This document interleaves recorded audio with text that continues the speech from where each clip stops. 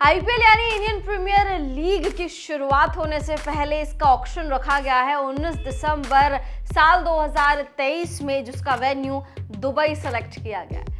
इसके लिए एक्साइटमेंट बहुत ज़्यादा है हम सभी के मन में, क्योंकि वर्ल्ड कप हम हार गए, लेकिन अब जो मेगा इवेंट, मेगा टूर्नामेंट आ रहा है वो है आईपीएल। आईपीएल एक त्योहार की तरह मनाया जाता है, भारत में ही नहीं हर जगह, क्योंकि यहाँ पर देश और दुनिया के बड़े बड़े खिलाड़ी आते हैं और महंगे दामों में बिकते हैं।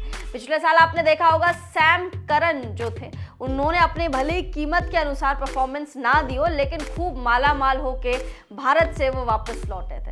फिलहाल आपको बता दें कि ऑक्शन 19 तारीख को होना है, उससे पहले एक मॉक ऑक्शन रखा गया जिसको जियो सिनेमा ने टेलीकास्ट करा था। अब इस मॉक ऑक्शन में सुरेश रैना जैसे कई दिग्गज खिलाड़ी मौजूद थे, जिन्होंने एक बहुत बड़ी भविष्यवाणी कर दी है। ये भविष्यवाणी सुरेश रैना ने शार्दुल ठाकुर को लेकर करी है। क्या कुछ कहा है उन्होंने, चलिए आपको बताते हैं इस वीडियो में। लेकिन उससे पहले आप सभी लोगों का बहुत बहुत स्वागत है इस वीडियो में। मैं हूं आपके साथ श्रद्धा पांडे।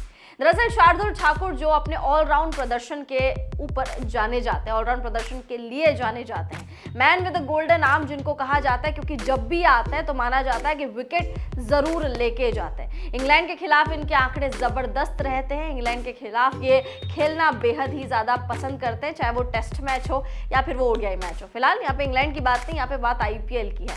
आईपीएल में शार्दुल ठाकुर का प्रदर्शन उस तरीके से बेहतरीन नहीं रहा पिछले कुछ टाइम से ही। पहले वो दिल्ली कैपिटल्स का हिस्सा थे, उसके बाद वो कोलकाता नाइट राइडर्स में आ गए। कोलकाता नाइट राइडर्स में उनका जो टैलेंट है उस तरीके से निखर कर नहीं आ रहा है। इसी को लेकर सुरेश रैना ने कहा है कि सीएसके इस बार शार्दुल ठाकुर को लेकर एक बड़ा दांव खेल सकती है, यानी शार्दुल ठाकुर को अपनी टीम में ले सकती है। आपको बता दें कि शार्दुल ठाकुर पहले सीएसके की टीम से ही खेलते थे, यानी पहले शार्दुल ठाकुर एमएस धोनी की कैप्टनसी में ही खेलते थे। उसके बाद वो दिल्ली गए, फिर कोलकाता गए।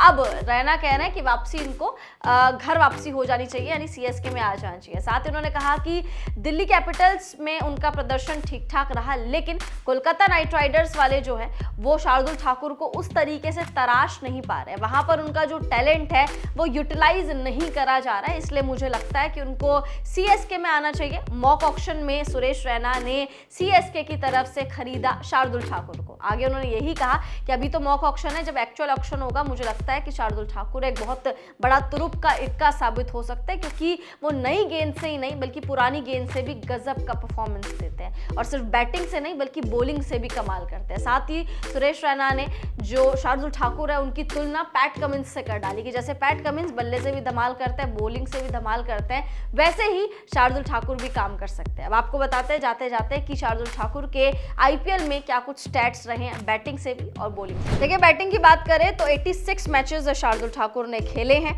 286 रन इन्होंने बनाए हैं, जिसमें हाईएस्ट इनका 68 रहा है। देखिए बॉलिंग की अगर हम बात करें तो 86 मैचेस इन्होंने खेले हैं, 1676 गेंद इन्होंने फेंकी है।